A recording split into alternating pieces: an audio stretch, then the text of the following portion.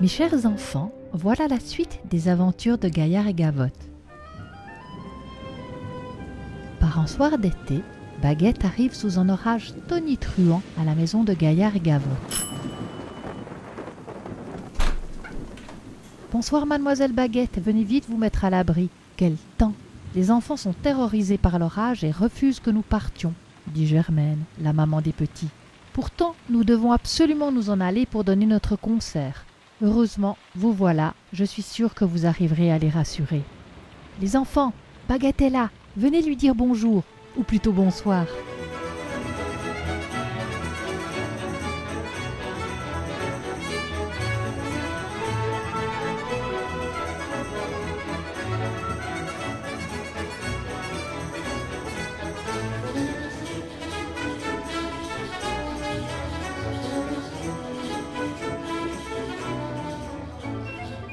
Gaillard et Gavotte dévalent les escaliers et viennent se jeter dans les bras de Baguette. « Ouf, tu es là !» s'écrie-t-il tout excité. « Il faut que tu arrêtes cet orage avec ta baguette magique. Tous ces éclairs, ce tonnerre, ça nous fait trop peur. » « Aïe, je vais voir ce que je peux faire. Dites au revoir à vos parents et allons vite dans votre chambre. Peut-être que le livre que j'ai dans mon sac pourra faire quelque chose. » Ni une ni deux, les enfants embrassent leurs parents et remontent à l'étage. « Bonne nuit les chéris, soyez sages !» crient les parents en ouvrant leur parapluie avant de sortir braver la tempête. Gaillard et Gavotte s'installent confortablement sur le tapis douillet de la chambre et Baguette sort de son grand sac son livre magique. Mais à ce moment, un éclair accompagné d'un énorme coup de tonnerre retentit. Les enfants se blottissent contre Baguette. Vous savez les enfants, les orages existent depuis la nuit des temps. Il ne faut pas en avoir peur, surtout quand on est bien à l'abri dans une maison. La plupart du temps, ils surviennent en été, après une chaude journée. Il a fait très chaud aujourd'hui, non ? Oh oui, répondent les enfants. On a eu si chaud que papa a installé une petite piscine dans le jardin et nous nous sommes amusés à nous asperger. C'était très rigolo.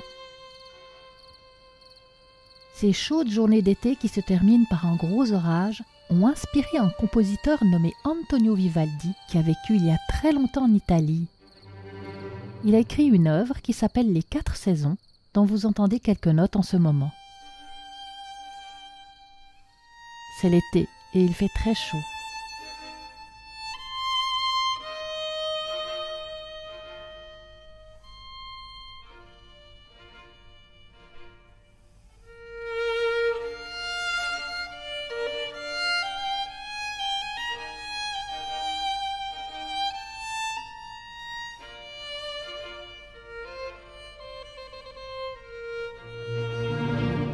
Antonio Vivaldi est né à Venise. « Oui, Venise, je connais !» interrompt Gaillard. « C'est cette ville qui est sur l'eau. Les rues, c'est des rivières et les voitures, c'est des bateaux. »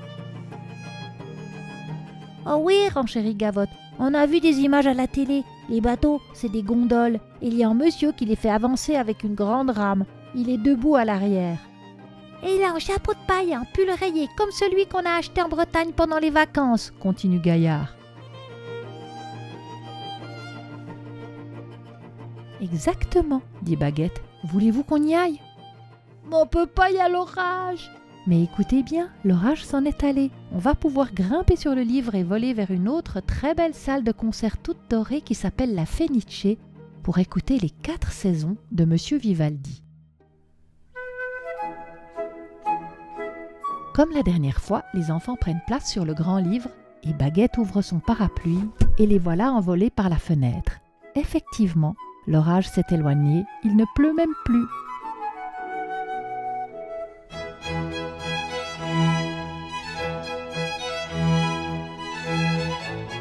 Les enfants sont maintenant installés sur de beaux fauteuils en velours rouge et écoutent le premier mouvement des 4 saisons, c'est-à-dire le printemps.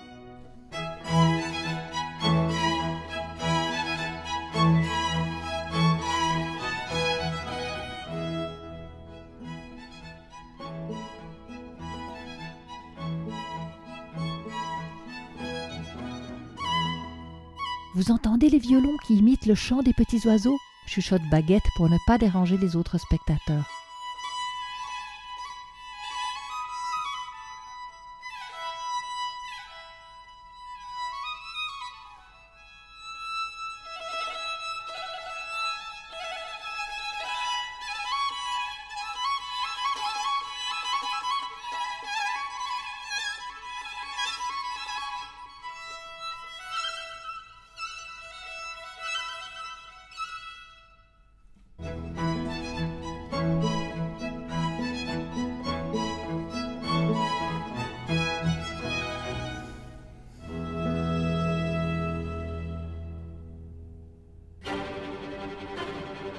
Voilà l'été, avec le gros orage. Vous entendez la pluie et les éclairs.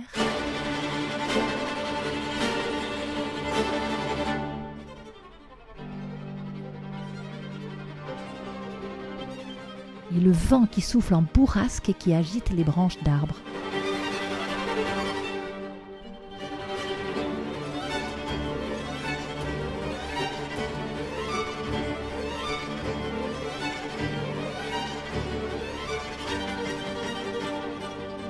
Vous pouvez vous imaginer ce que vous voulez avec la musique.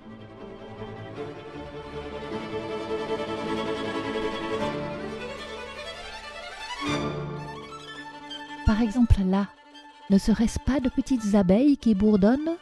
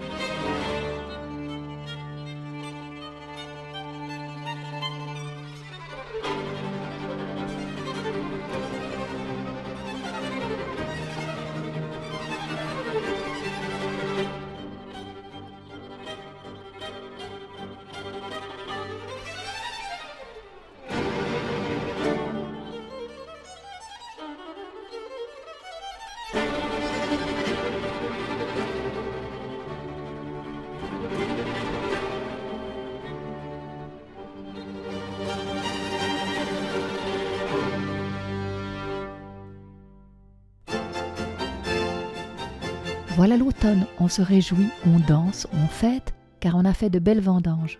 Les vendanges, c'est la récolte du raisin avec lequel on va faire du vin.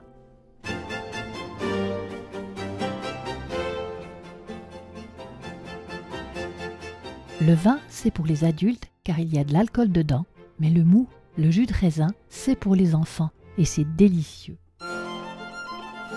Peut-être qu'une fois vous pourriez aller rendre visite au petit Alexis au château d'Auvernier. Je suis sûre qu'il sera ravi de vous en faire goûter.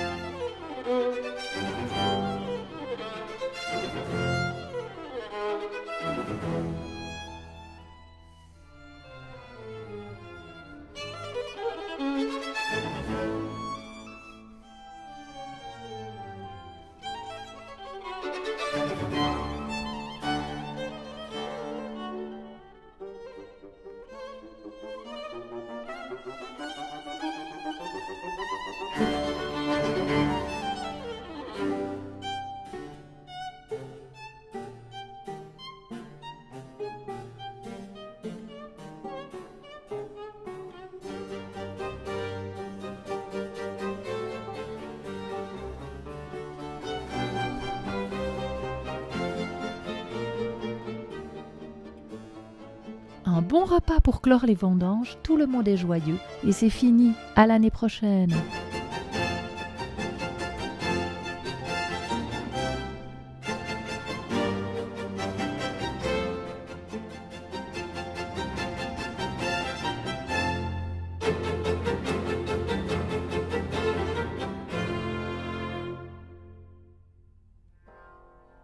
Et voilà l'hiver, il fait froid, tout est blanc.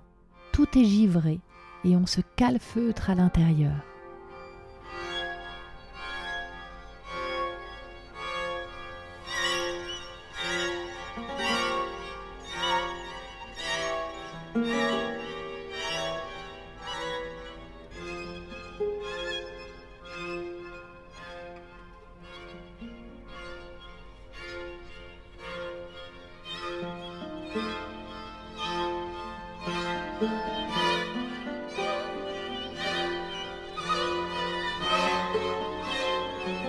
Puis tout à coup, il se met à neiger, il y a des bourrasques de vent et les flocons virevoltent dans le ciel.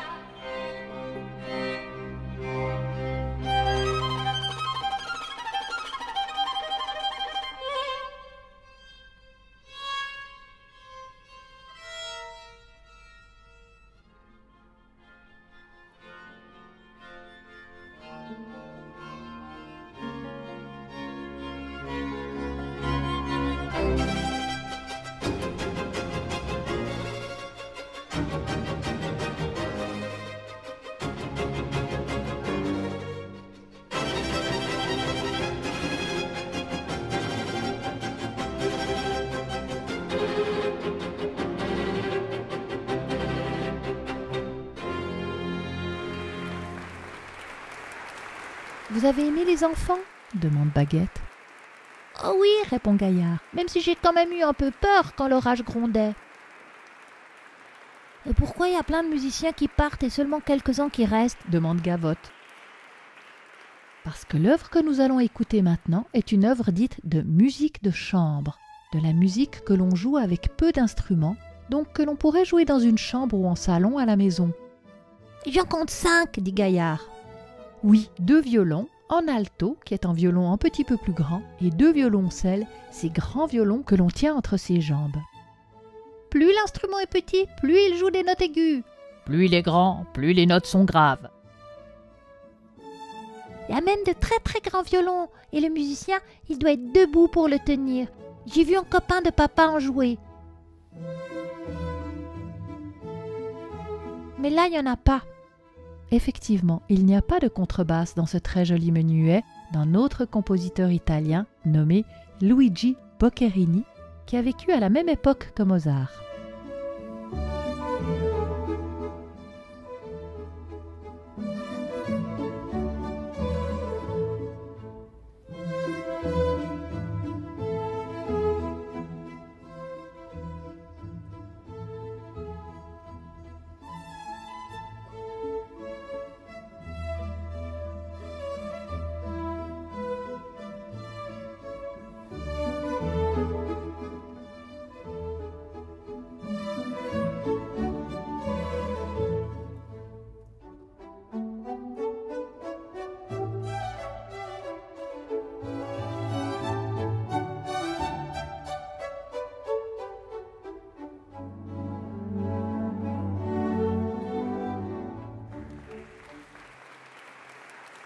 Oh zut, cette fois c'est fini, tout le monde s'en va, se plaint Gavotte. Oui, mais nous aussi, il faut que l'on se dépêche de rentrer à la maison avant que vos parents ne reviennent, car ils seraient très inquiets de ne pas vous trouver bien sagement au lit.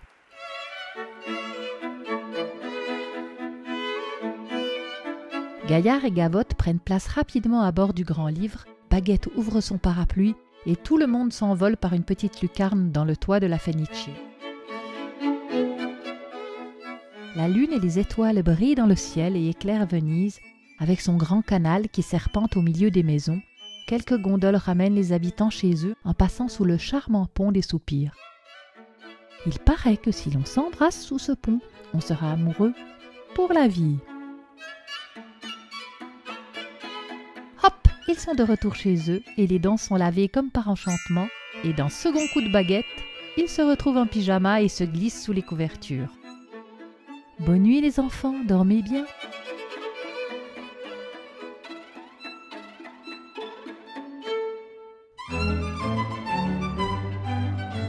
Voilà, cet épisode qui nous a menés à la rencontre de compositeurs italiens est terminé.